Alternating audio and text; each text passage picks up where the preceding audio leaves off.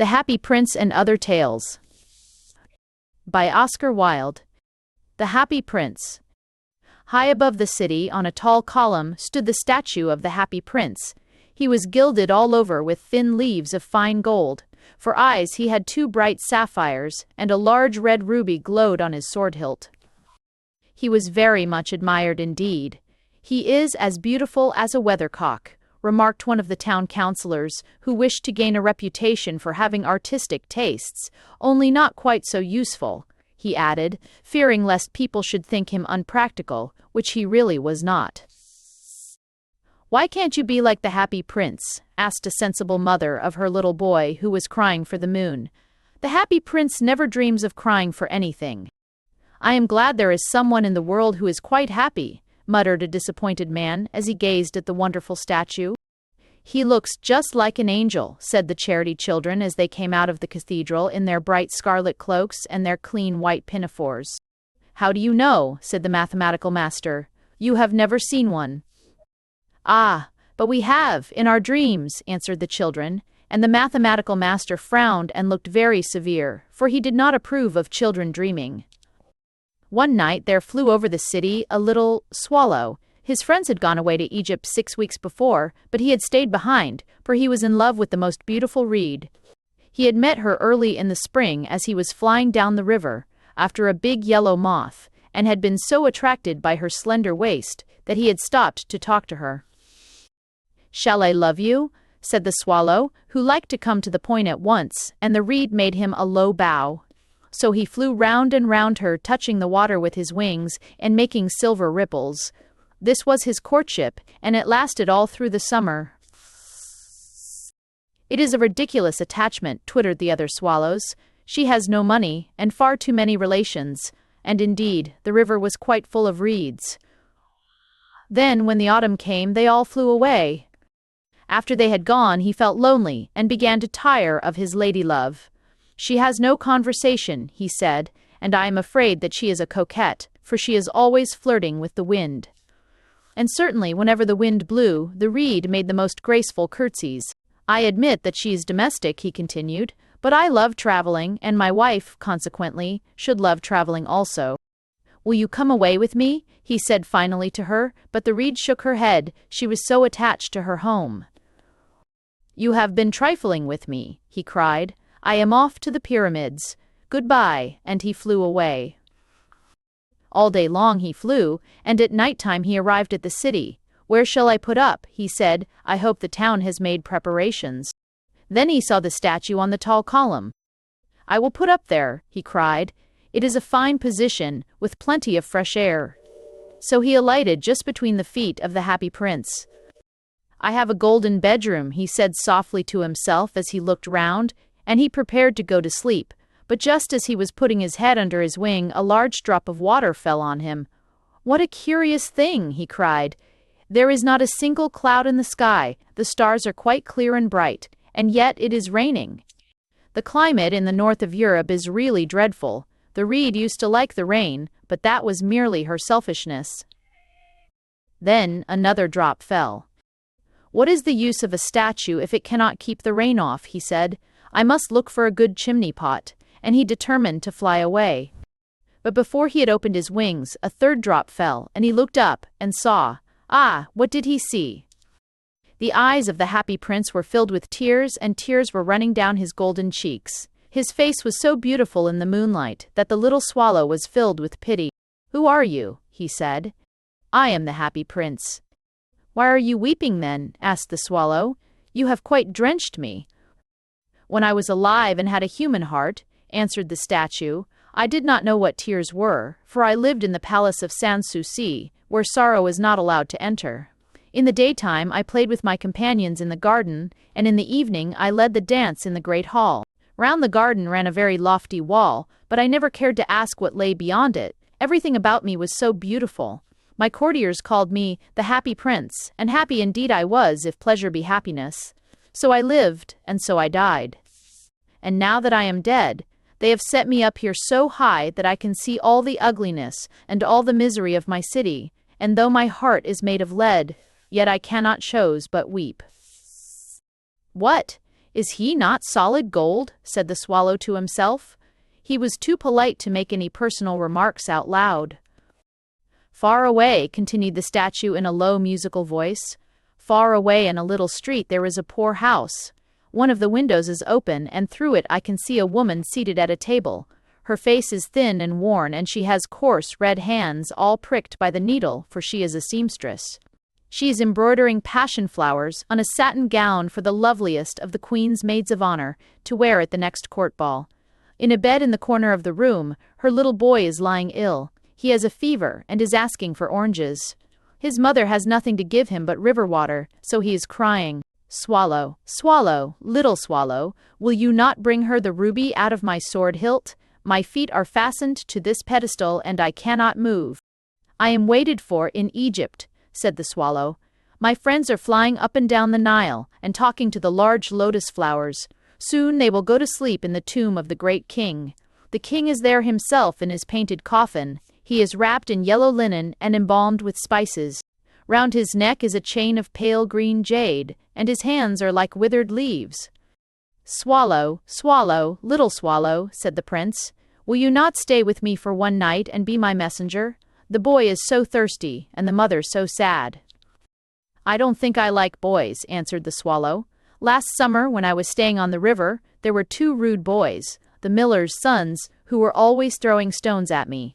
They never hit me, of course. We swallows fly far too well for that, and besides, I come of a family famous for its agility, but still, it was a mark of disrespect.' But the happy prince looked so sad that the little swallow was sorry. 'It is very cold here,' he said, 'but I will stay with you for one night, and be your messenger.' 'Thank you, little swallow,' said the prince. So the swallow picked out the great ruby from the prince's sword, and flew away with it in his beak over the roofs of the town. He passed by the cathedral tower, where the white marble angels were sculptured. He passed by the palace and heard the sound of dancing. A beautiful girl came out on the balcony with her lover. 'How wonderful the stars are,' he said to her, 'and how wonderful is the power of love.' 'I hope my dress will be ready in time for the state ball,' she answered. 'I have ordered passion flowers to be embroidered on it, but the seamstresses are so lazy.' He passed over the river and saw the lanterns hanging to the masts of the ships. He passed over the ghetto and saw the old Jews bargaining with each other and weighing out money in copper scales. At last he came to the poorhouse and looked in. The boy was tossing feverishly on his bed, and the mother had fallen asleep. She was so tired. In he hopped and laid the great ruby on the table beside the woman's thimble. Then he flew gently round the bed, fanning the boy's forehead with his wings. 'How cool I feel,' said the boy. 'I must be getting better,' and he sank into a delicious slumber. Then the swallow flew back to the happy prince and told him what he had done. 'It is curious,' he remarked, 'but I feel quite warm now, although it is so cold.' 'That is because you have done a good action,' said the prince, and the little swallow began to think, and then he fell asleep. Thinking always made him sleepy. When day broke, he flew down to the river and had a bath. 'What a remarkable phenomenon,' said the professor of ornithology as he was passing over the bridge. 'A swallow in winter.' And he wrote a long letter about it to the local newspaper. Everyone quoted it. It was full of so many words that they could not understand. 'Tonight I go to Egypt,' said the swallow, and he was in high spirits at the prospect. He visited all the public monuments and sat a long time on top of the church steeple. Wherever he went, the sparrows chirruped and said to each other, 'What a distinguished stranger!' So he enjoyed himself very much. When the moon rose, he flew back to the happy prince. 'Have you any commissions for Egypt?' he cried. 'I am just starting.' 'Swallow, swallow, little swallow,' said the prince, 'will you not stay with me one night longer?' 'I am waited for in Egypt,' answered the swallow.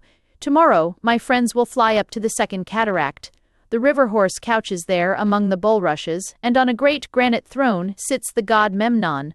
All night long he watches the stars, and when the morning star shines he utters one cry of joy, and then he is silent. At noon the yellow lions come down to the water's edge to drink. They have eyes like green barrels, and their roar is louder than the roar of the cataract.' 'Swallow, swallow, little swallow,' said the prince, far away across the city, 'I see a young man in a garret. He is leaning over a desk covered with papers, and in a tumbler by his side there is a bunch of withered violets.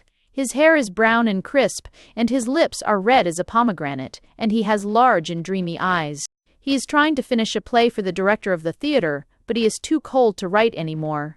There is no fire in the grate, and hunger has made him faint. "I will wait with you one night longer," said the swallow, who really had a good heart. "Shall I take him another ruby?" "Alas, I have no ruby now," said the prince. "My eyes are all that I have left. They are made of rare sapphires, which were brought out of India 1,000 years ago. Pluck out one of them and take it to him. He will sell it to the jeweler, and buy food and firewood, and finish his play." "Dear prince," said the swallow, "I cannot do that," and he began to weep. "Swallow, swallow, little swallow," said the prince, "do as I command you." So the swallow plucked out the prince's eye and flew away to the student's garret. It was easy enough to get in, as there was a hole in the roof. Through this he darted and came into the room. The young man had his head buried in his hands, so he did not hear the flutter of the bird's wings, and when he looked up he found the beautiful sapphire lying on the withered violets. "I am beginning to be appreciated," he cried. "This is from some great admirer, now I can finish my play," and he looked quite happy. The next day the swallow flew down to the harbor. He sat on the mast of a large vessel and watched the sailors hauling big chests out of the hold with ropes. "Hove ahoy!" they shouted as each chest came up. "I am going to Egypt," cried the swallow, but nobody minded, and when the moon rose, he flew back to the happy prince. "I am come to bid you goodbye," he cried. "Swallow, swallow, little swallow," said the prince, "will you not stay with me one night longer?" "It is winter," answered the swallow, "and the chill snow will soon be here. In Egypt, the sun is warm on the green palm trees, and the crocodiles lie in the mud and look lazily about them. My companions are building a nest in the temple of Baalbec, and the pink and white doves are watching them and cooing to each other. Dear prince, I must leave you, but I will never forget you, and next spring I will bring you back 2 beautiful jewels in place of those you have given away. The ruby shall be redder than a red rose, and the sapphire shall be as blue as the great sea." "In the square below," said the happy prince, "there stands a little match girl. She has let her matches fall in the gutter, and they are all spoiled. Her father will beat her if she does not bring home some money, and she is crying. She has no shoes or stockings, and her little head is bare. Pluck out my other eye and give it to her, and her father will not beat her." "I will stay with you one night longer," said the swallow, "but I cannot pluck out your eye. You would be quite blind then." "Swallow, swallow, little swallow," said the prince, "do as I command you."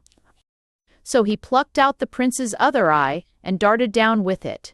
He swooped past the match girl and slipped the jewel into the palm of her hand.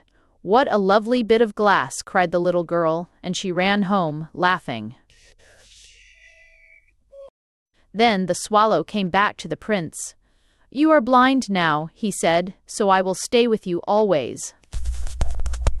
"No, little swallow," said the poor prince, "you must go away to Egypt." "I will stay with you always," said the swallow, and he slept at the prince's feet. All the next day he sat on the prince's shoulder and told him stories of what he had seen in strange lands. He told him of the red ibises, who stand in long rows on the banks of the Nile and catch goldfish in their beaks, of the Sphinx, who is as old as the world itself and lives in the desert and knows everything, of the merchants, who walk slowly by the side of their camels and carry amber beads in their hands, of the king of the mountains of the moon, who is as black as ebony and worships a large crystal, of the great green snake that sleeps in a palm tree and has 20 priests to feed it with honeycakes, and of the pygmies who sail over a big lake on large flat leaves, and are always at war with the butterflies. "Dear little swallow," said the prince, "you tell me of marvelous things, but more marvelous than anything is the suffering of men and of women. There is no mystery so great as misery. Fly over my city, little swallow, and tell me what you see there." So the swallow flew over the great city and saw the rich making merry in their beautiful houses, while the beggars were sitting at the gates. He flew into dark lanes and saw the white faces of starving children looking out listlessly at the black streets. Under the archway of a bridge, two little boys were lying in one another's arms to try and keep themselves warm. "How hungry we are," they said. "You must not lie here," shouted the watchman, and they wandered out into the rain. Then he flew back and told the prince what he had seen. "I am covered with fine gold," said the prince. "You must take it off, leaf by leaf, and give it to my poor. The living always think that gold can make them happy." Leaf after leaf of the fine gold the swallow picked off, till the happy prince looked quite dull and grey.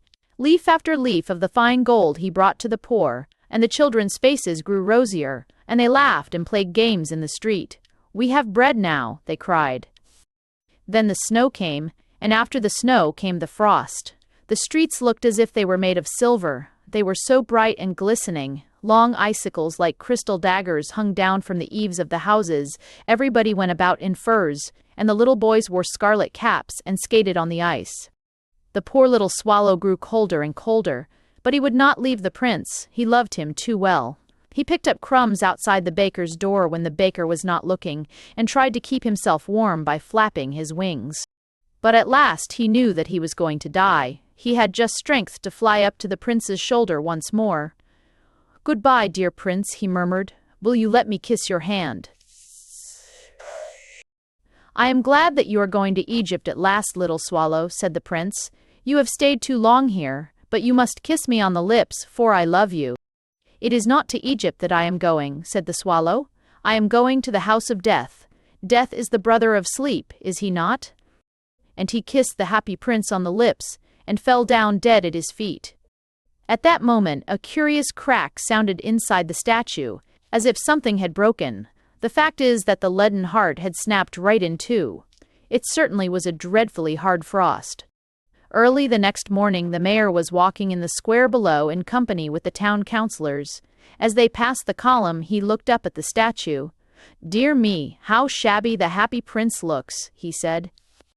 "How shabby indeed," cried the town councillors, who always agreed with the mayor, and they went up to look at it. "The ruby has fallen out of his sword, his eyes are gone, and he is golden no longer," said the mayor. "In fact, he is little better than a beggar." "Little better than a beggar," said the town councillors.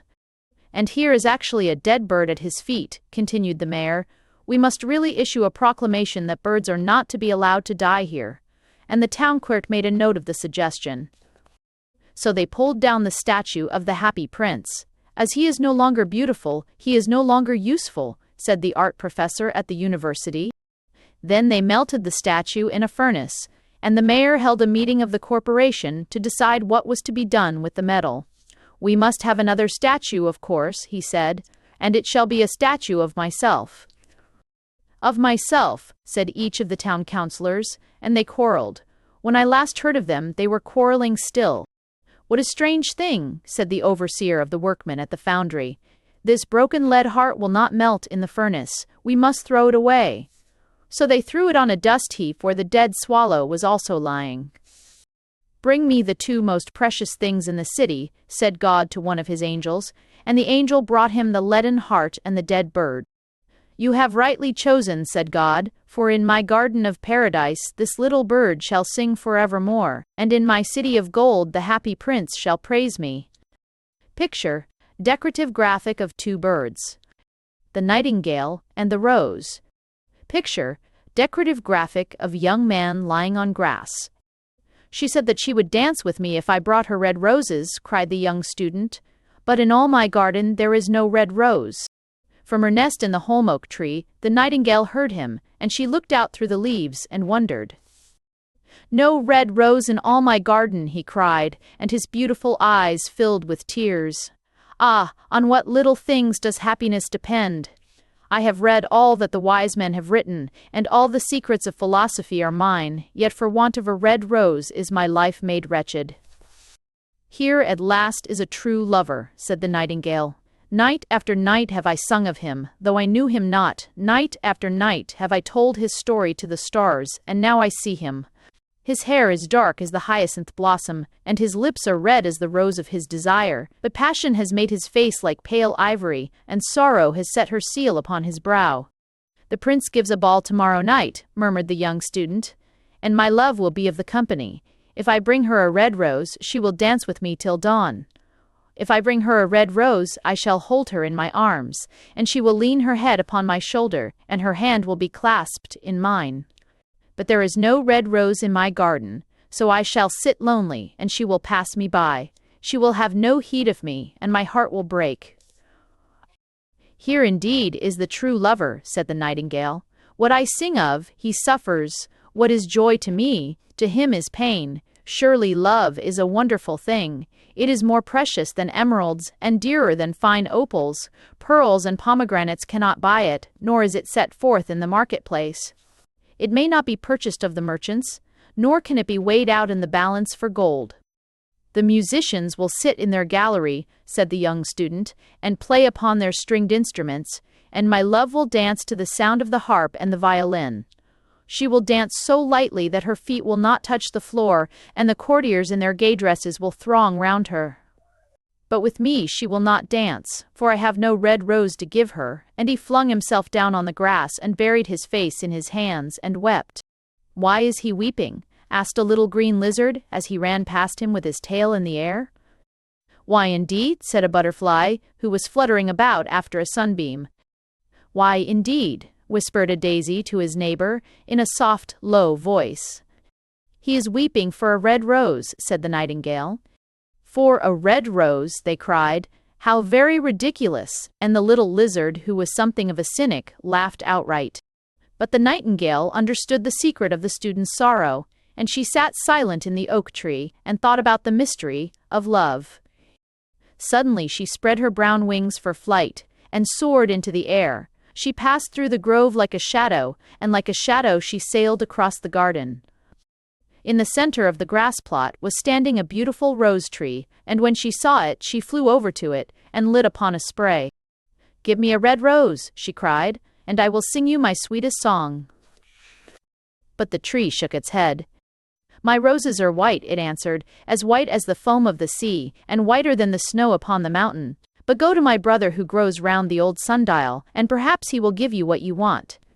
So the nightingale flew over to the rose tree that was growing round the old sundial. "Give me a red rose," she cried, "and I will sing you my sweetest song." But the tree shook its head. "My roses are yellow," it answered, "as yellow as the hair of the mermaiden who sits upon an amber throne, and yellower than the daffodil that blooms in the meadow before the mower comes with his scythe. But go to my brother who grows beneath the student's window, and perhaps he will give you what you want." So the nightingale flew over to the rose tree that was growing beneath the student's window. "Give me a red rose," she cried, "and I will sing you my sweetest song." But the tree shook its head. "My roses are red," it answered, "as red as the feet of the dove, and redder than the great fans of coral that wave and wave in the ocean cavern. But the winter has chilled my veins, and the frost has nipped my buds, and the storm has broken my branches, and I shall have no roses at all this year." "One red rose is all I want," cried the nightingale. "Only one red rose. Is there no way by which I can get it?" "There is a way," answered the tree, "but it is so terrible that I dare not tell it to you." "Tell it to me," said the nightingale. "I am not afraid." "If you want a red rose," said the tree, "you must build it out of music by moonlight, and stain it with your own heart's blood. You must sing to me with your breast against a thorn. All night long you must sing to me, and the thorn must pierce your heart, and your lifeblood must flow into my veins and become mine." "Death is a great price to pay for a red rose," cried the nightingale, "and life is very dear to all. It is pleasant to sit in the green wood, and to watch the sun in his chariot of gold, and the moon in her chariot of pearl. Sweet is the scent of the hawthorn, and sweet are the bluebells that hide in the valley, and the heather that blows on the hill. Yet love is better than life, and what is the heart of a bird compared to the heart of a man?" So she spread her brown wings for flight, and soared into the air. She swept over the garden like a shadow, and like a shadow she sailed through the grove. The young student was still lying on the grass where she had left him, and the tears were not yet dry in his beautiful eyes. "Be happy," cried the nightingale. "Be happy. You shall have your red rose. I will build it out of music by moonlight, and stain it with my own heart's blood. All that I ask of you in return is that you will be a true lover, for love is wiser than philosophy, though she is wise, and mightier than power, though he is mighty. Flame-colored are his wings, and colored like flame is his body. His lips are sweet as honey, and his breath is like frankincense. The student looked up from the grass and listened, but he could not understand what the nightingale was saying to him, for he only knew the things that are written down in books. But the oak tree understood, and felt sad, for he was very fond of the little nightingale who had built her nest in his branches. "Sing me one last song," he whispered. "I shall feel very lonely when you are gone." So the nightingale sang to the oak tree, and her voice was like water bubbling from a silver jar. When she had finished her song, the student got up and pulled a notebook and a lead pencil out of his pocket. "She has form," he said to himself as he walked away through the grove. "That cannot be denied to her, but has she got feeling? I am afraid not. In fact, she is like most artists. She is all style, without any sincerity. She would not sacrifice herself for others. She thinks merely of music, and everybody knows that the arts are selfish. Still, it must be admitted that she has some beautiful notes in her voice. What a pity it is that they do not mean anything, or do any practical good." And he went into his room, and lay down on his little pallet bed, and began to think of his love, and, after a time, he fell asleep. And when the moon shone in the heavens, the nightingale flew to the rose tree, and set her breast against the thorn. All night long she sang with her breast against the thorn, and the cold crystal moon leaned down and listened. All night long she sang, and the thorn went deeper and deeper into her breast, and her lifeblood ebbed away from her. She sang first of the birth of love in the heart of a boy and a girl, and on the topmost spray of the rose tree there blossomed a marvelous rose, petal following petal, as song followed song. Pale was it, at first, as the mist that hangs over the river, pale as the feet of the morning, and silver as the wings of the dawn. As the shadow of a rose in a mirror of silver, as the shadow of a rose in a water pool, so was the rose that blossomed on the topmost spray of the tree. But the tree cried to the nightingale to press closer against the thorn. "Press closer, little nightingale," cried the tree, "or the day will come before the rose is finished." So the nightingale pressed closer against the thorn, and louder grew her song, for she sang of the birth of passion in the soul of a man and a maid. And a delicate flush of pink came into the leaves of the rose, like the flush in the face of the bridegroom when he kisses the lips of the bride. But the thorn had not yet reached her heart, so the rose's heart remained white, for only a nightingale's heart's blood can crimson the heart of a rose. And the tree cried to the nightingale to press closer against the thorn. "Press closer, little nightingale," cried the tree, "or the day will come before the rose is finished." So the nightingale pressed closer against the thorn, and the thorn touched her heart, and a fierce pang of pain shot through her. Bitter, bitter was the pain, and wilder grew her song, for she sang of the love that is perfected by death, of the love that dies not in the tomb. And the marvelous rose became crimson, like the rose of the eastern sky. Crimson was the girdle of petals, and crimson as a ruby was the heart. But the nightingale's voice grew fainter, and her little wings began to beat, and a film came over her eyes. Fainter and fainter grew her song, and she felt something choking her in her throat. Then she gave one last burst of music. The white moon heard it, and she forgot the dawn, and lingered on in the sky. The red rose heard it, and it trembled all over with ecstasy, and opened its petals to the cold morning air. It floated through the reeds of the river, and they carried its message to the sea. "Look, look," cried the tree, "the rose is finished now," but the nightingale made no answer, for she was lying dead in the long grass, with the thorn in her heart. And at noon the student opened his window and looked out. "Why, what a wonderful piece of luck," he cried. "Here is a red rose. I have never seen any rose like it in all my life. It is so beautiful that I am sure it has a long Latin name." And he leaned down and plucked it. Then he put on his hat, and ran up to the professor's house with the rose in his hand. The daughter of the professor was sitting in the doorway winding blue silk on a reel, and her little dog was lying at her feet. "You said that you would dance with me if I brought you a red rose," cried the student. Here is the reddest rose in all the world. You will wear it tonight next your heart, and as we dance together it will tell you how I love you. But the girl frowned. I am afraid it will not go with my dress, she answered, and, besides, the Chamberlain's nephew has sent me some real jewels, and everybody knows that jewels cost far more than flowers. Well, upon my word, you are very ungrateful, said the student angrily, and he threw the rose into the street, where it fell into the gutter, and a cartwheel went over it. Ungrateful, said the girl. I tell you what, you are very rude, and, after all, who are you? Only a student. Why, I don't believe you have even got silver buckles to your shoes as the Chamberlain's nephew has, and she got up from her chair and went into the house. What a silly thing love is, said the student as he walked away. It is not half as useful as logic, for it does not prove anything, and it is always telling one of things that are not going to happen, and making one believe things that are not true. In fact, it is quite unpractical, and, as in this age to be practical is everything, I shall go back to philosophy and study metaphysics. So he returned to his room and pulled out a great dusty book, and began to read. Picture. Decorative, graphic of nightingale and rose. The selfish giant. Picture. The selfish giant. Every afternoon, as they were coming from school, the children used to go and play in the giant's garden. It was a large, lovely garden with soft green grass. Here and there, over the grass, stood beautiful flowers like stars, and there were 12 peach trees that in the springtime broke out into delicate blossoms of pink and pearl, and in the autumn bore rich fruit. The birds sat on the trees and sang so sweetly that the children used to stop their games in order to listen to them. How happy we are here, they cried to each other. Picture. Decorative graphic of children in garden. One day the giant came back. He had been to visit his friend the Cornish ogre, and had stayed with him for 7 years.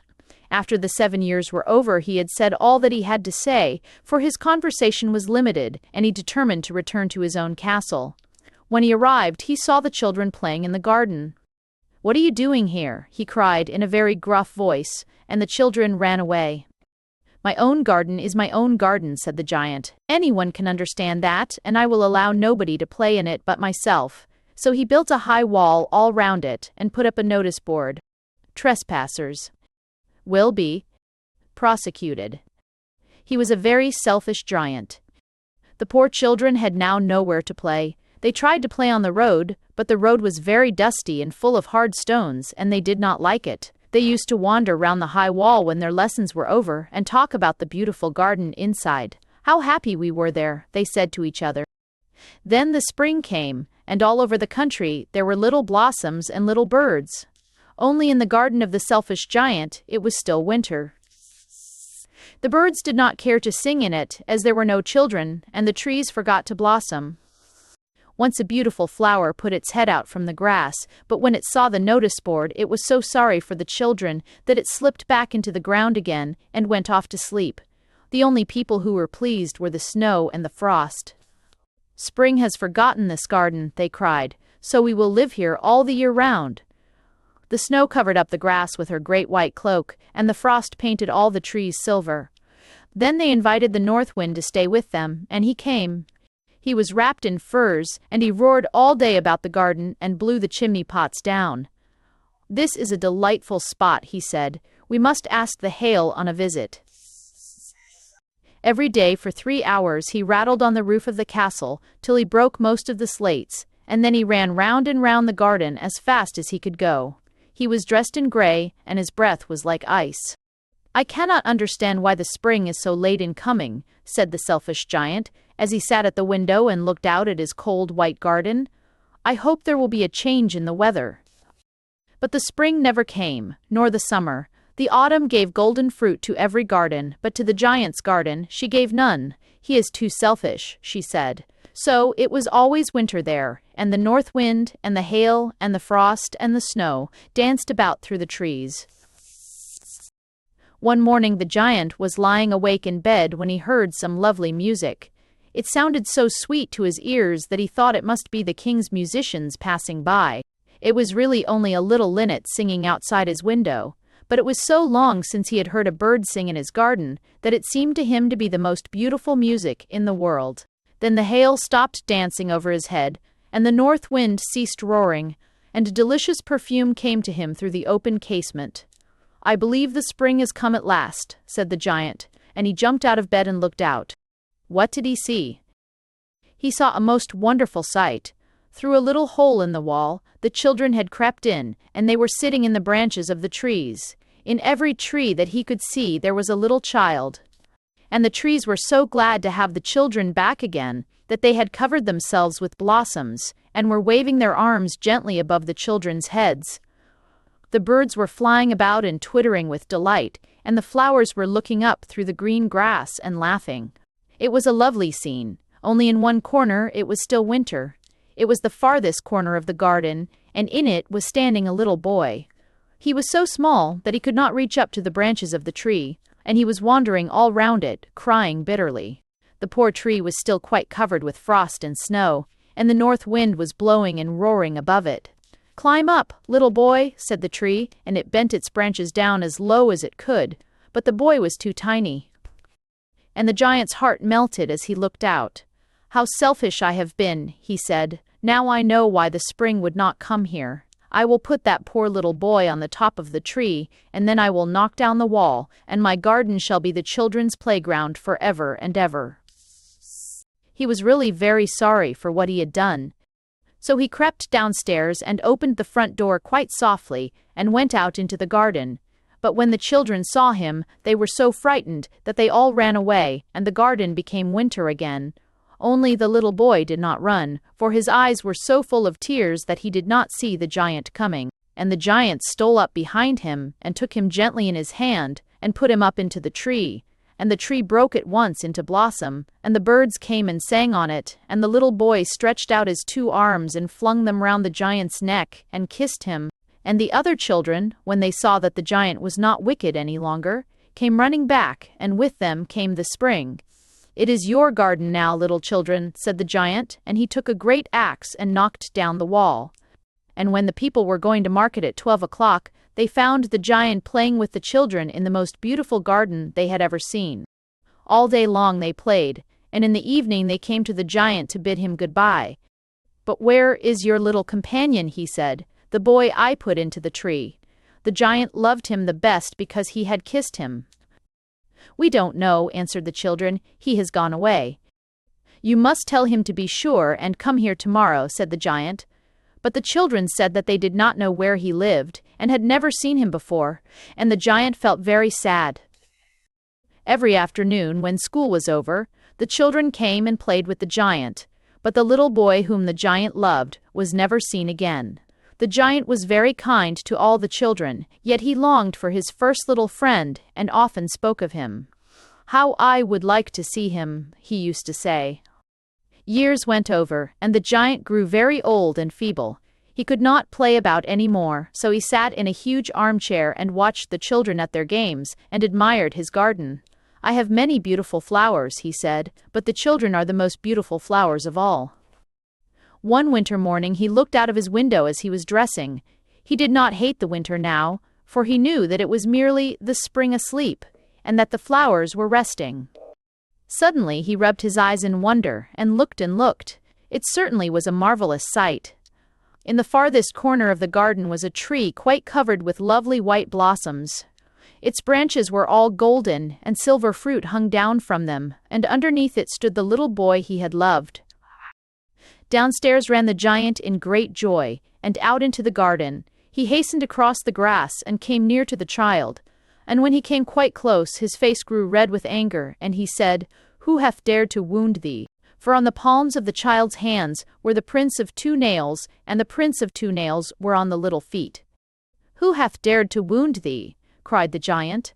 "Tell me, that I may take my big sword and slay him."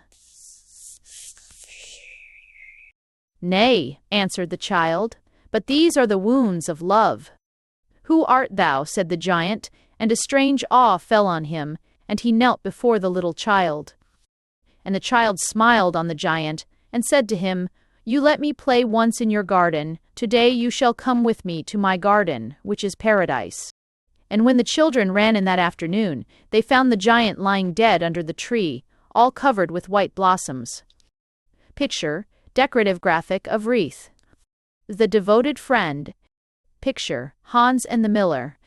One morning, the old water rat put his head out of his hole. He had bright, beady eyes and stiff gray whiskers, and his tail was like a long bit of black India rubber. The little ducks were swimming about in the pond, looking just like a lot of yellow canaries, and their mother, who was pure white with real red legs, was trying to teach them how to stand on their heads in the water. "You will never be in the best society unless you can stand on your heads," she kept saying to them, and every now and then she showed them how it was done. But the little ducks paid no attention to her. They were so young that they did not know what an advantage it is to be in society at all. "What disobedient children!" cried the old water rat. "They really deserve to be drowned." "Nothing of the kind," answered the duck. "Everyone must make a beginning, and parents cannot be too patient." "Ah, I know nothing about the feelings of parents," said the water rat. "I am not a family man. In fact, I have never been married, and I never intend to be. Love is all very well in its way, but friendship is much higher. Indeed, I know of nothing in the world that is either nobler or rarer than a devoted friendship." "And what, pray, is your idea of the duties of a devoted friend?" asked a green linnet, who was sitting in a willow tree hard by, and had overheard the conversation. "Yes, that is just what I want to know," said the duck, and she swam away to the end of the pond and stood upon her head in order to give her children a good example. "What a silly question!" cried the water rat. "I should expect my devoted friend to be devoted to me, of course." "And what would you do in return?" said the little bird, swinging upon a silver spray and flapping his tiny wings. "I don't understand you," answered the water rat. "Let me tell you a story on the subject," said the linnet. "Is the story about me?" asked the water rat. "If so, I will listen to it, for I am extremely fond of fiction." "It is applicable to you," answered the linnet, and he flew down, and alighting upon the bank, he told the story of the devoted friend. "Once upon a time," said the linnet, "there was an honest little fellow named Hans." "Was he very distinguished?" asked the water rat. "No," answered the linnet. "I don't think he was distinguished at all, except for his kind heart and his funny, round, good-humored face. He lived in a tiny cottage all by himself, and every day he worked in his garden.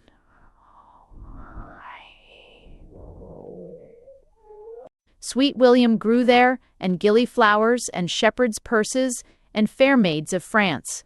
There were damask roses and yellow roses, lilac, crocuses, and gold, purple violets and white, columbine and ladysmock, marjoram and wild basil, the cowslip and the flower de luce, the daffodil and the clove pink, bloomed or blossomed in their proper order as the months went by, one flower taking another flower's place, so that there were always beautiful things to look at and pleasant odors to smell.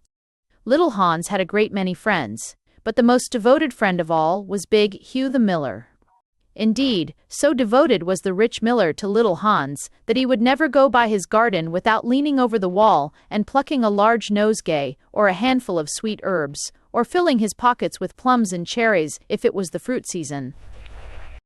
"Real friends should have everything in common," the miller used to say, and little Hans nodded and smiled, and felt very proud of having a friend with such noble ideas.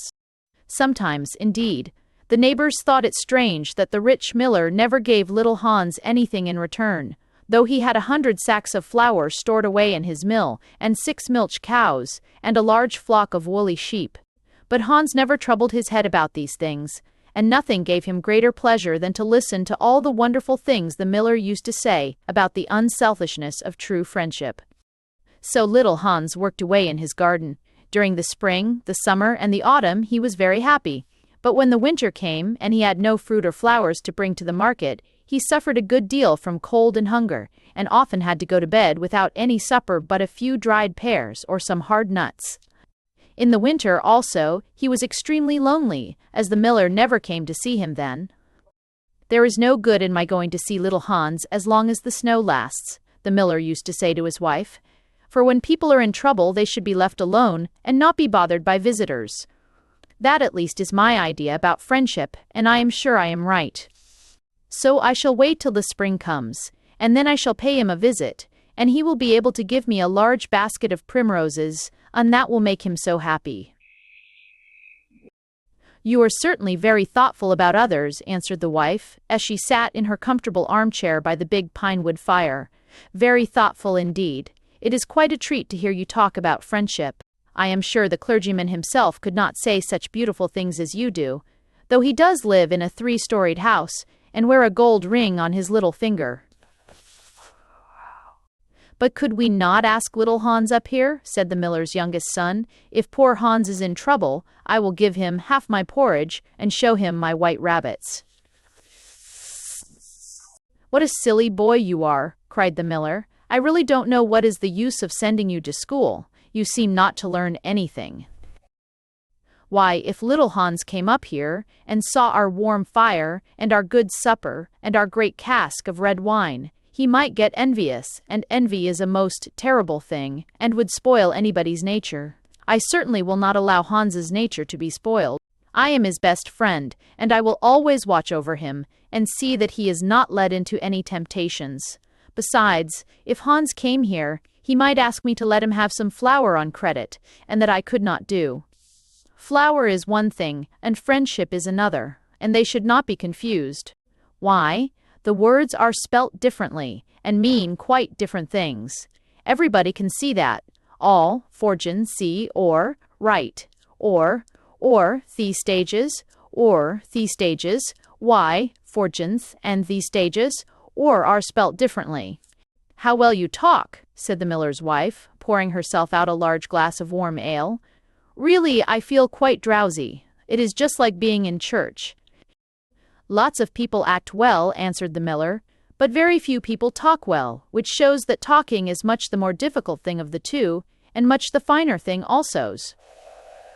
And he looked sternly across the table at his little son, who felt so ashamed of himself that he hung his head down, and grew quite scarlet, and began to cry into his tea.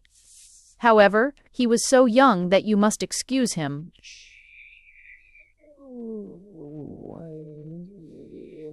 "Is that the end of the story?" asked the water rat. "Certainly not," answered the linnet. "That is the beginning." "Then you are quite behind the age," said the water rat. "Every good storyteller nowadays starts with the end, and then goes on to the beginning, and concludes with the middle. That is the new method. I heard all about it the other day from a critic who was walking round the pond with a young man. He spoke of the matter at great length, and I am sure he must have been right, for he had blue spectacles and a bald head, and whenever the young man made any remark, he always answered, 'Pooh!' But pray go on with your story. I like the miller immensely. I have all kinds of beautiful sentiments myself, so there is a great sympathy between us." "Well," said the linnet, hopping now on one leg and now on the other, as soon as the winter was over and the primroses began to open their pale yellow stars, the miller said to his wife that he would go down and see little Hans. "Why, what a good heart you have," cried his wife. "You are always thinking of others, and mind you take the big basket with you for the flowers." So the miller tied the sails of the windmill together with a strong iron chain, and went down the hill with the basket on his arm. "Good morning, little Hans," said the miller. "Good morning," said Hans, leaning on his spade, and smiling from ear to ear. "And how have you been all the winter?" said the miller. "Well, really," cried Hans, "it is very good of you to ask, very good indeed. I am afraid I had rather a hard time of it, but now the spring has come, and I am quite happy, and all my flowers are doing well." "We often talked of you during the winter, Hans," said the miller, "and wondered how you were getting on." "That was kind of you," said Hans. "I was half afraid you had forgotten me." "Hans, I am surprised at you," said the miller. "Friendship never forgets. That is the wonderful thing about it, but I am afraid you don't understand the poetry of life. How lovely your primroses are looking, by the by." "They are certainly very lovely," said Hans, "and it is a most lucky thing for me that I have so many. I am going to bring them into the market and sell them to the burgomaster's daughter, and buy back my wheelbarrow with the money." "Buy back your wheelbarrow? You don't mean to say you have sold it? What a very stupid thing to do." Hi. Well, the fact is, said Hans, that I was obliged to. You see, the winter was a very bad time for me, and I really had no money at all to buy bread with.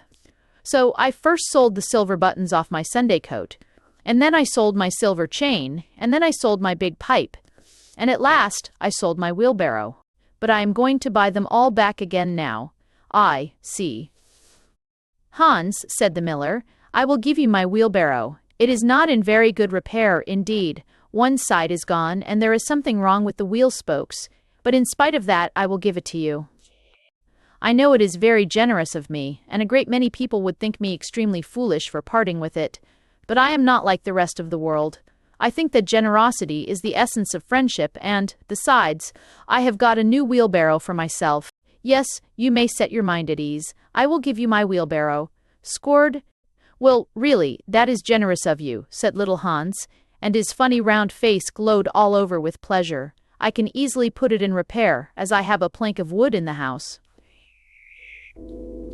A plank of wood, said the miller. Why, that is just what I want for the roof of my barn. There is a very large hole in it, and the corn will all get damp if I don't stop it up. How lucky you mentioned it. It is quite remarkable how one good action always breeds another. I have given you my wheelbarrow, and now you are going to give me your plank. Of course, the wheelbarrow is worth far more than the plank, but true, friendship never notices things like that.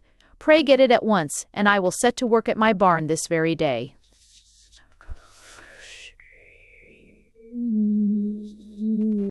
Certainly, cried little Hans, and he ran into the shed and dragged the plank out. It is not a very big plank, said the miller, looking at it, and I am afraid that after I have mended my barn roof there won't be any left for you to mend the wheelbarrow with, but, of course, that is not my fault. And now, as I have given you my wheelbarrow, I am sure you would like to give me some flowers in return. Here is the basket, and mind you fill it quite full. Quite full, said little Hans, rather sorrowfully, for it was really a very big basket, and he knew that if he filled it he would have no flowers left for the market, and he was very anxious to get his silver buttons back. Well, really, answered the miller, as I have given you my wheelbarrow, I don't think that it is much to ask you for a few flowers. I may be wrong, but I should have thought that friendship, true friendship, was quite free from selfishness of any kind. My dear friend, my best friend, cried little Hans, you are welcome to all the flowers in my garden. I would much sooner have your good opinion than my silver buttons any day, and he ran and plucked all his pretty primroses and filled the miller's basket. Goodbye, little Hans, said the miller, as he went up the hill with the plank on his shoulder and the big basket in his hand. Goodbye, said little Hans, and he began to dig away quite merrily. He was so pleased about the wheelbarrow. The next day he was nailing up some honeysuckle against the porch, when he heard the miller's voice calling to him from the road. So he jumped off the ladder and ran down the garden and looked over the wall. There was the miller with a large sack of flour on his back. Dear little Hans, said the miller, would you mind carrying this sack of flour for me to market? Instead.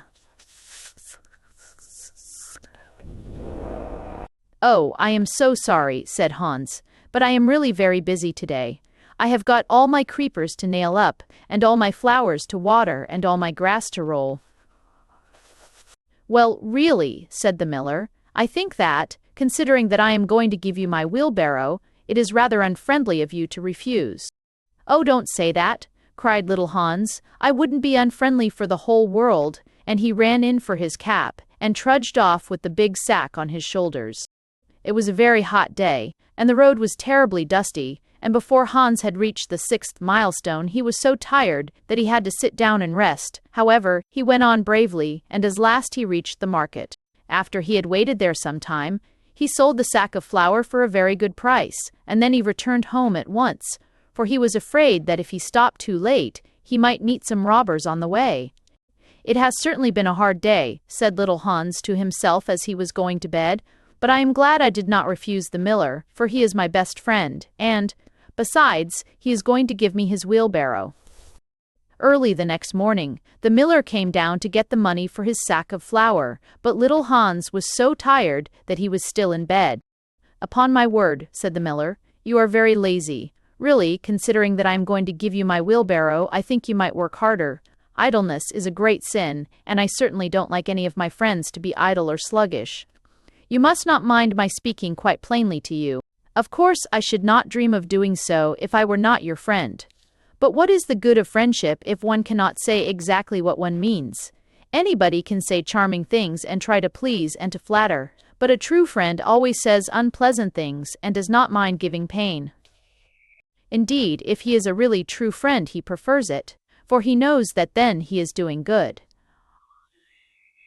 I am very sorry, said little Hans, rubbing his eyes and pulling off his nightcap, but I was so tired that I thought I would lie in bed for a little time and listen to the birds singing. Do you know that I always work better after hearing the birds sing? Well, I'm glad of that, said the miller, clapping little Hans on the back, for I want you to come up to the mill as soon as you are dressed and mend my barn roof for me. Sure. Poor little Hans was very anxious to go and work in his garden, for his flowers had not been watered for 2 days, but he did not like to refuse the miller, as he was such a good friend to him. Do you think it would be unfriendly of me if I said I was busy? He inquired in a shy and timid voice. Well, really, answered the miller, I do not think it is much to ask of you, considering that I am going to give you my wheelbarrow, but of course if you refuse, I will go and do it myself.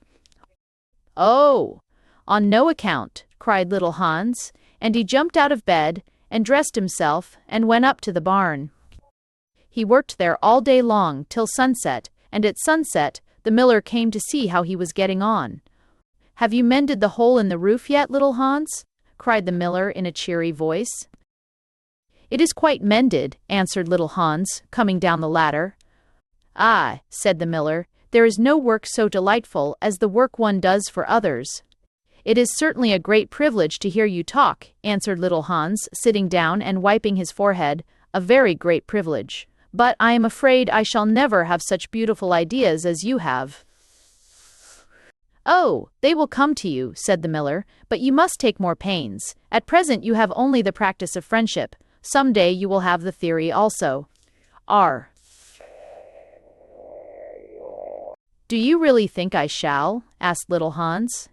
Asked little Hans. I have no doubt of it, answered the miller, but now that you have mended the roof, you had better go home and rest, for I want you to drive my sheep to the mountain tomorrow. Poor little Hans was afraid to say anything to this, and early the next morning the miller brought his sheep round to the cottage, and Hans started off with them to the mountain. It took him the whole day to get there and back, and when he returned he was so tired that he went off to sleep in his chair and did not wake up till it was broad daylight. What a delightful time I shall have in my garden, he said, and he went to work at once. But somehow he was never able to look after his flowers at all, for his friend the miller was always coming round and sending him off on long errands, or getting him to help at the mill. Little Hans was very much distressed at times, as he was afraid his flowers would think he had forgotten them, but he consoled himself by the reflection that the miller was his best friend. Besides, he used to say, he is going to give me his wheelbarrow, and that is an act of pure generosity.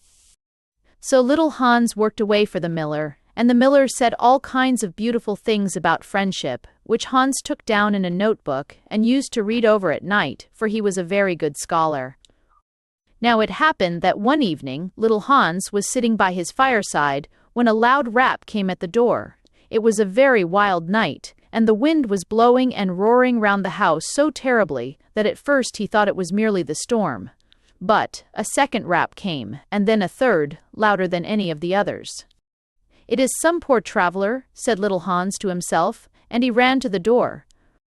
There stood the miller, with a lantern in one hand and a big stick in the other. Dear little Hans, cried the miller, I am in great trouble. My little boy has fallen off a ladder and hurt himself, and I am going for the doctor.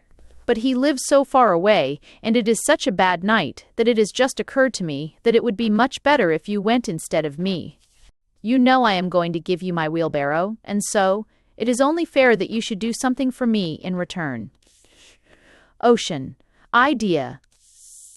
Certainly, cried little Hans. I take it quite as a compliment your coming to me, and I will start off at once. But you must lend me your lantern, as the night is so dark that I am afraid I might fall into the ditch. I am very sorry, answered the miller, but it is my new lantern, and it would be a great loss to me if anything happened to it. K.S. Well, never mind, I will do without it, cried little Hans, and he took down his great fur coat and his warm scarlet cap, and tied a muffler round his throat, and started off. What a dreadful storm it was! The night was so black that little Hans could hardly see, and the wind was so strong that he could scarcely stand. However, he was very courageous, and after he had been walking about 3 hours, he arrived at the doctor's house and knocked at the door. "Who is there?" cried the doctor, putting his head out of his bedroom window.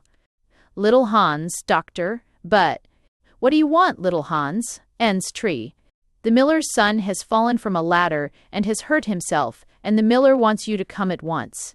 "All right," said the doctor, and he ordered his horse and his big boots and his lantern and came downstairs and rode off in the direction of the miller's house, little Hans trudging behind him. But the storm grew worse and worse, and the rain fell in torrents, and little Hans could not see where he was going, or keep up with the horse. At last he lost his way, and wandered off on the moor, which was a very dangerous place, as it was full of deep holes, and there poor little Hans was drowned. His body was found the next day by some goatherds, floating in a great pool of water, and was brought back by them to the cottage. Everybody went to little Hans's funeral, as he was so popular, and the miller was the chief mourner. "As I was his best friend," said the miller, "it is only fair that I should have the best place." So he walked at the head of the procession in a long black cloak, and every now and then he wiped his eyes with a big pocket handkerchief. "Little Hans is certainly a great loss to everyone," said the blacksmith, when the funeral was over, and they were all seated comfortably in the inn, drinking spiced wine and eating sweet cakes. "A great loss to me, at any rate," answered the miller. "Why, I had as good as given him my wheelbarrow, and now I really don't know what to do with it. It is very much in my way at home, and it is in such bad repair that I could not get anything for it if I sold it. I will certainly take care not to give away anything again. One always suffers for being generous. Idea." "Well," said the water rat after a long pause. "Well, that is the end," said the linnet. "But what became of the miller?" asked the water rat. "Oh, I really don't know," replied the linnet, "and I am sure that I don't care." "It is quite evident, then, that you have no sympathy in your nature," said the water rat. "I am afraid you don't quite see the moral of the story," remarked the linnet. "The what?" screamed the water rat. "The moral." "Do you mean to say that the story has a moral?" "Certainly," said the linnet. "Well, really," said the water rat, in a very angry manner, "I think you should have told me that before you began. If you had done so, I certainly would not have listened to you. In fact, I should have said pooh, like the critic. However, I can say it now." So he shouted out pooh at the top of his voice, gave a whisk with his tail, and went back into his hole. "And how do you like the water rat?" asked the duck, who came paddling up some minutes afterwards. "He has a great many good points, but for my own part I have a mother's feelings, and I can never look at a confirmed bachelor without the tears coming into my eyes." "I am rather afraid that I have annoyed him," answered the linnet. "The fact is that I told him a story with a moral." "Ah, that is always a very dangerous thing to do," said the duck. "And I quite agree with her. Picture, decorative graphic of windmill and overturned barrow. Overturned barrow. The remarkable rocket. Picture, the remarkable rocket. The king's son was going to be married, so there were general rejoicings. He had waited a whole year for his bride, and at last she had arrived. She was a Russian princess, and had driven all the way from Finland in a sledge drawn by 6 reindeer. The sledge was shaped like a great golden swan, and between the swan's wings lay the little princess herself. Her long ermine cloak reached right down to her feet. On her head was a tiny cap of silver tissue, and she was as pale as the snow palace in which she had always lived. So pale was she that as she drove through the streets all the people wondered. "She is like a white rose," they cried, and they threw down flowers on her from the balconies. Picture, decorative graphic of young man kissing the princess's hand. At the gate of the castle the prince was waiting to receive her. He had dreamy violet eyes, and his hair was like fine gold. When he saw her he sank upon one knee and kissed her hand. "Your picture was beautiful," he murmured, "but you are more beautiful than your picture," and the little princess blushed. "She was like a white rose before," said a young page to his neighbor, "but she is like a red rose now," and the whole court was delighted. For the next 3 days, everybody went about saying, "White rose, red rose, red rose, white rose, white rose," and the king gave orders that the page's salary was to be doubled. As he received no salary at all, this was not of much use to him, but it was considered a great honor and was duly published in the court gazette.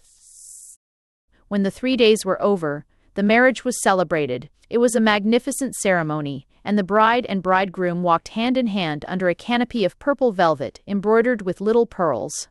Then there was a state banquet, which lasted for 5 hours.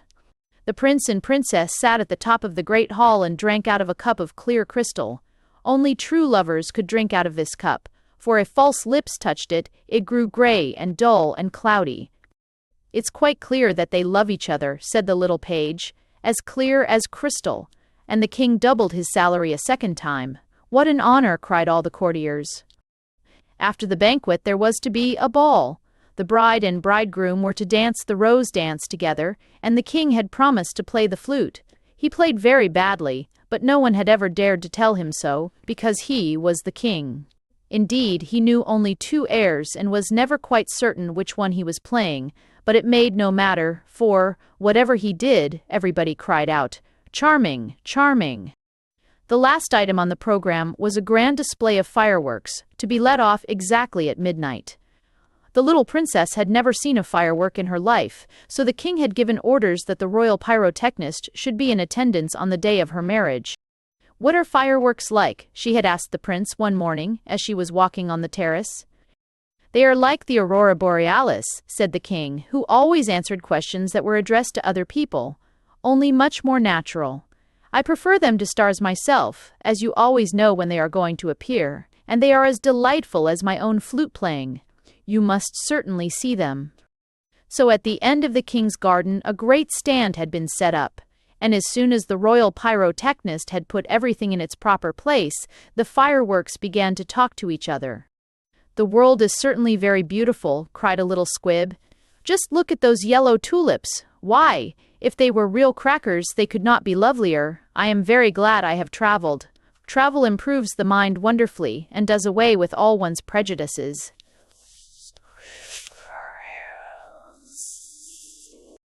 "The king's garden is not the world, you foolish squib," said a big Roman candle. "The world is an enormous place, and it would take you 3 days to see it thoroughly." "Any place you love is the world to you," exclaimed a pensive Catherine Wheel, who had been attached to an old deal box in early life, and prided herself on her broken heart. "But love is not fashionable any more. The poets have killed it. They wrote so much about it that nobody believed them, and I am not surprised. True love suffers and is silent. I remember myself once, but it is no matter now. Romance is a thing of the past." "Nonsense," said the Roman candle. "Romance never dies. It is like the moon and lives forever. The bride and bridegroom, for instance, love each other very dearly. I heard all about them this morning from a brown paper cartridge who happened to be staying in the same drawer as myself and knew the latest court news." But the Catherine Wheel shook her head. "Romance is dead, romance is dead, romance is dead," she murmured. She was one of those people who think that if you say the same thing over and over a great many times, it becomes true in the end. Suddenly a sharp, dry cough was heard, and they all looked round. It came from a tall, supercilious-looking rocket, who was tied to the end of a long stick. He always coughed before he made any observation, so as to attract attention. "Ahem, ahem," he said, and everybody listened except the poor Catherine Wheel, who was still shaking her head and murmuring, "Romance is dead." "Order, order," cried out a cracker. He was something of a politician, and had always taken a prominent part in the local elections, so he knew the proper parliamentary expressions to use. "Quite dead," whispered the Catherine Wheel, and she went off to sleep. As soon as there was perfect silence, the rocket coughed a third time, and began. He spoke with a very slow, distinct voice, as if he was dictating his memoirs, and always looked over the shoulder of the person to whom he was talking. In fact, he had a most distinguished manner. "How fortunate it is for the king's son," he remarked, "that he is to be married on the very day on which I am to be let off. Really, if it had been arranged beforehand, it could not have turned out better for him. But princes are always lucky. "Dear me," said the little squib, "I thought it was quite the other way, and that we were to be let off in the prince's honor." "It may be so with you," he answered. "Indeed, I have no doubt that it is, but with me it is different. I am a very remarkable rocket, and come of remarkable parents. My mother was the most celebrated Catherine Wheel of her day, and was renowned for her graceful dancing. When she made her great public appearance, she spun round 19 times before she went out, and each time that she did so, she threw into the air 7 pink stars. She was 3 feet and a half in diameter, and made of the very best gunpowder. My father was a rocket like myself, and of French extraction. He flew so high that the people were afraid that he would never come down again. He did, though, for he was of a kindly disposition, and he made a most brilliant descent in a shower of golden rain. The newspapers wrote about his performance in very flattering terms. Indeed, the Court Gazette called him a triumph of pyrotechnic art. Pyrotechnic, you mean," said a Bengal light. "I know it is pyrotechnic, for I saw it written on my own canister." "Well, I said pyrotechnic," answered the rocket, in a severe tone of voice, and the Bengal light felt so crushed that he began at once to bully the little squibs, in order to show that he was still a person of some importance. "I was saying," continued the rocket, what was I saying?" "You were talking about yourself," replied the Roman candle. "Of course, I knew I was discussing some interesting subject when I was so rudely interrupted. I hate rudeness and bad manners of every kind, for I am extremely sensitive. No one in the whole world is so sensitive as I am quite sure of that." "What is a sensitive person?" said the cracker to the Roman candle. "A person who, because he has corns himself, always treads on other people's toes," answered the Roman candle in a low whisper, and the cracker nearly exploded with laughter. "Pray, what are you laughing at?" inquired the rocket. "I am not laughing." "I am not laughing." "I am laughing because I am happy," replied the cracker. "That is a very selfish reason," said the rocket angrily. "What right have you to be happy? You should be thinking about others. In fact, you should be thinking about me. I am always thinking about myself, and I expect everybody else to do the same. That is what is called sympathy. It is a beautiful virtue, and I possess it in a high degree. Suppose, for instance, anything happened to me tonight. What a misfortune that would be for everyone. The prince and princess would never be happy again. Their whole married life would be spoiled. And as for the king, I know he would not get over it. Really, when I begin to reflect on the importance of my position, I am almost moved to tears." "If you want to give pleasure to others," cried the Roman candle, "you had better keep yourself dry." "Certainly," exclaimed the Bengal light, who was now in better spirits. "That is only common sense." "Common sense indeed," said the rocket indignantly. "You forget that I am very uncommon and very remarkable. Why, anybody can have common sense, provided that they have no imagination. But I have imagination, for I never think of things as they really are. I always think of them as being quite different. As for keeping myself dry, there is evidently no one here who can at all appreciate an emotional nature. Fortunately for myself, I don't care. The only thing that sustains one through life is the consciousness of the immense inferiority of everybody else, and this is a feeling that I have always cultivated. But none of you have any hearts. Here you are laughing and making merry, just as if the prince and princess had not just been married." "Well, really," exclaimed a small fire balloon, "why not? It is a most joyful occasion, and when I soar up into the air, I intend to tell the stars all about it. You will see them twinkle when I talk to them about the pretty bride." "Ah, what a trivial view of life," said the rocket. "But it is only what I expected. There is nothing in you, you are hollow and empty. Why, perhaps the prince and princess may go to live in a country where there is a deep river, and perhaps they may have one only son, a little fair-haired boy with violet eyes like the prince himself. And perhaps some day he may go out to walk with his nurse, and perhaps the nurse may go to sleep under a great elder tree, and perhaps the little boy may fall into the deep river and be drowned.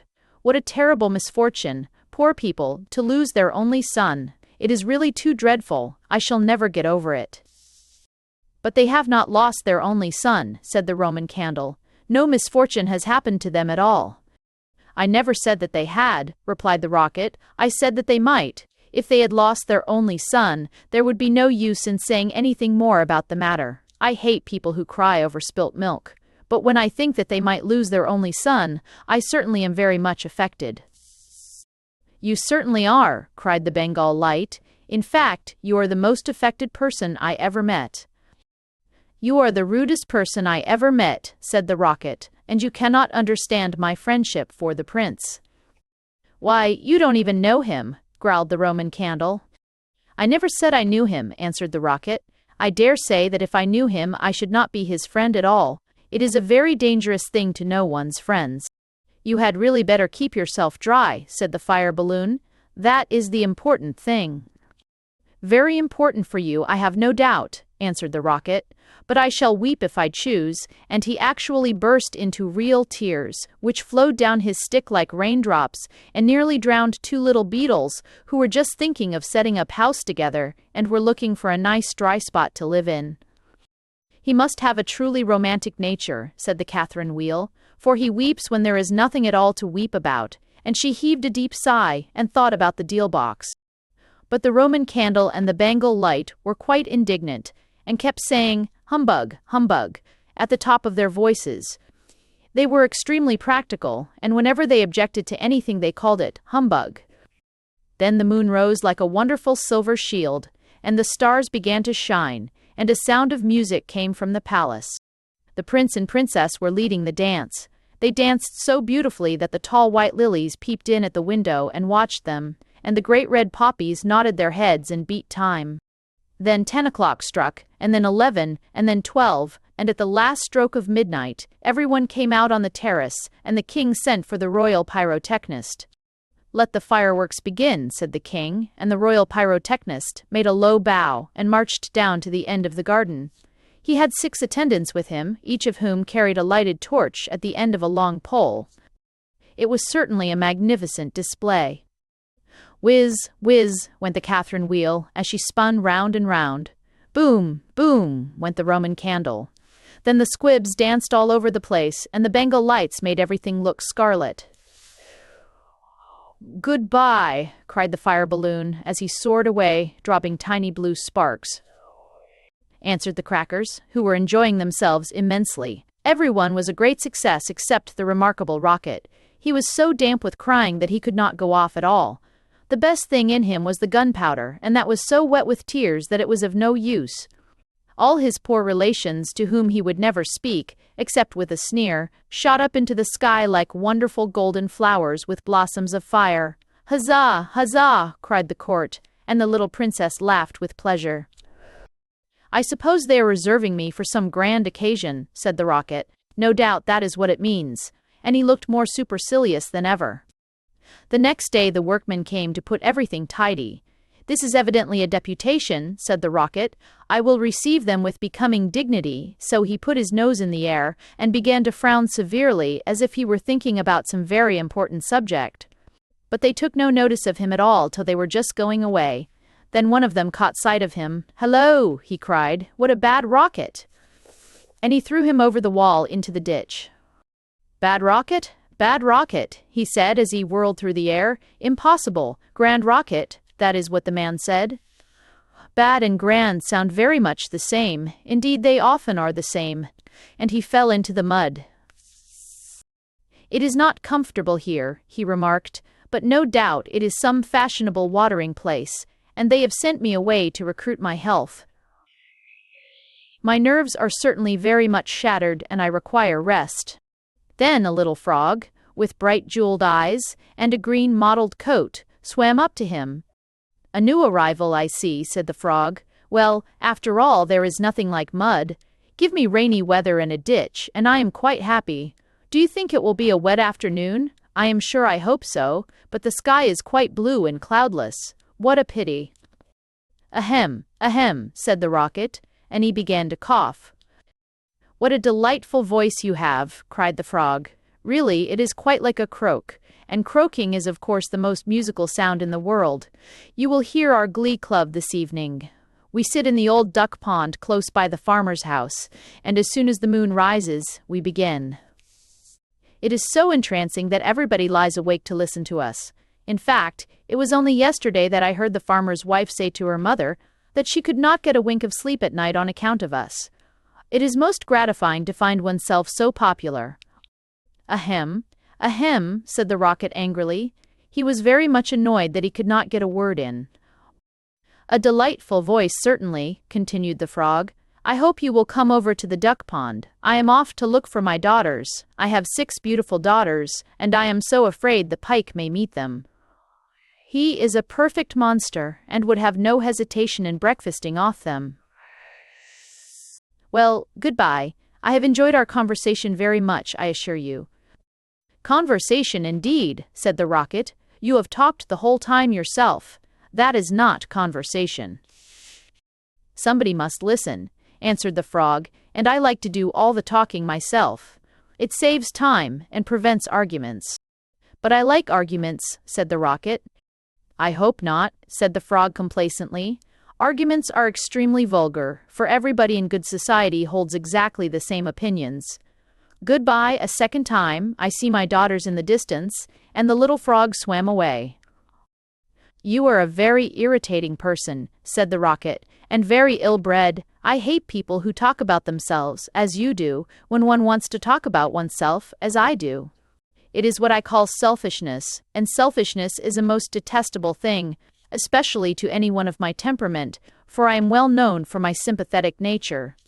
In fact, you should take example by me. You could not possibly have a better model. Now that you have the chance, you had better avail yourself of it, for I am going back to court almost immediately. I am a great favorite at court. In fact, the prince and princess were married yesterday in my honor. Of course you know nothing of these matters, for you are a provincial." "There is no good talking to him," said a dragonfly, who was sitting on the top of a large brown bulrush. "No good at all, for he has gone away." "Well, that is his loss, not mine," answered the Rocket. "I am not going to stop talking to him merely because he pays no attention. I like hearing myself talk. It is one of my greatest pleasures. I often have long conversations all by myself, and I am so clever that sometimes I don't understand a single word of what I am saying." "Then you should certainly lecture on philosophy," said the dragonfly, and he spread a pair of lovely gauze wings and soared away into the sky. "How very silly of him not to stay here," said the Rocket. "I am sure that he has not often got such a chance of improving his mind. However, I don't care a bit. Genius like mine is sure to be appreciated some day." After some time, a large white duck swam up to him. She had yellow legs and webbed feet, and was considered a great beauty on account of her waddle. "Quack, quack, quack," she said. "What a curious shape you are. May I ask, were you born like that, or is it the result of an accident?" "It is quite evident that you have always lived in the country," answered the Rocket. "Otherwise you would know who I am. However, I excuse your ignorance. It would be unfair to expect other people to be as remarkable as oneself.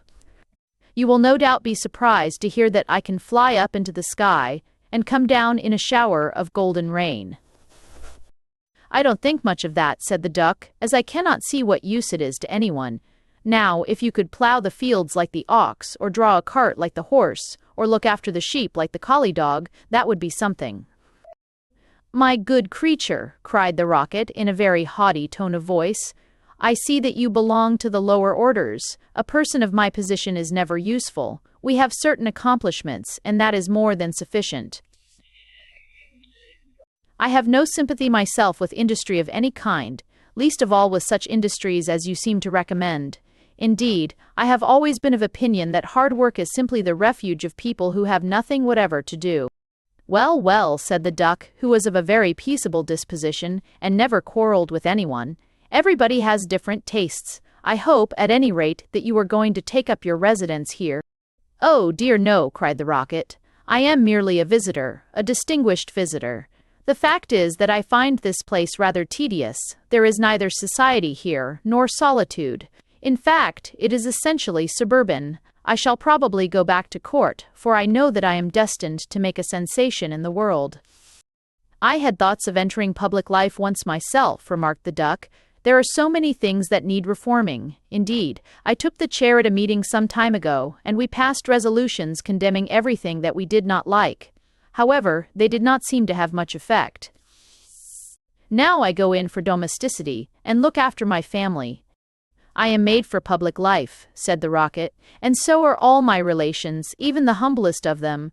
Whenever we appear, we excite great attention. I have not actually appeared myself, but when I do so, it will be a magnificent sight. As for domesticity, it ages one rapidly and distracts one's mind from higher things.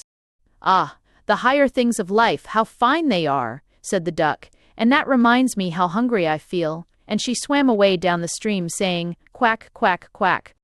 Come back, screamed the rocket. I have a great deal to say to you, but the duck paid no attention to him. I am glad that she is gone, he said to himself. She has a decidedly middle-class mind, and he sank a little deeper still into the mud, and began to think about the loneliness of genius, when suddenly 2 little boys in white smocks came running down the bank, with a kettle and some faggots. This must be the deputation, said the rocket, and he tried to look very dignified. Hello, cried one of the boys, look at this old stick. I wonder how it came here. And he picked the rocket out of the ditch. Old stick, said the rocket, impossible. Gold stick, that is what he said.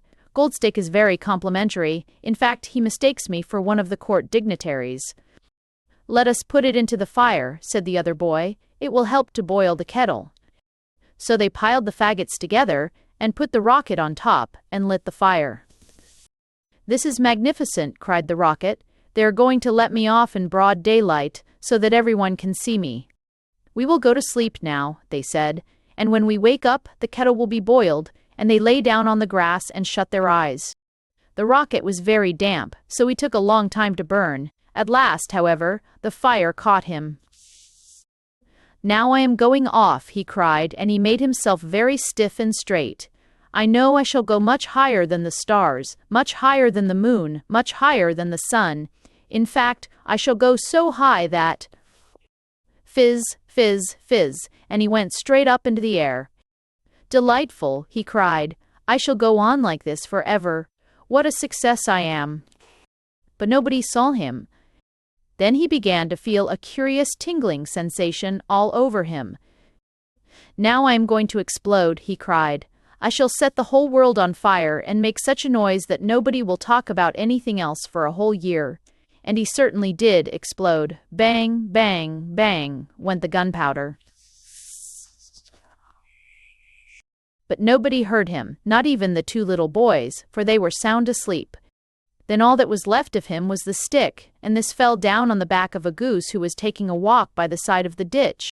Good heavens, cried the goose. It is going to rain sticks, and she rushed into the water. I knew I should create a great sensation, gasped the rocket, and he went out. Simple. Printed by Ballantine & Co. Limited, Tavistock Street, Covent Garden, London. Picture, decorative graphic of bird.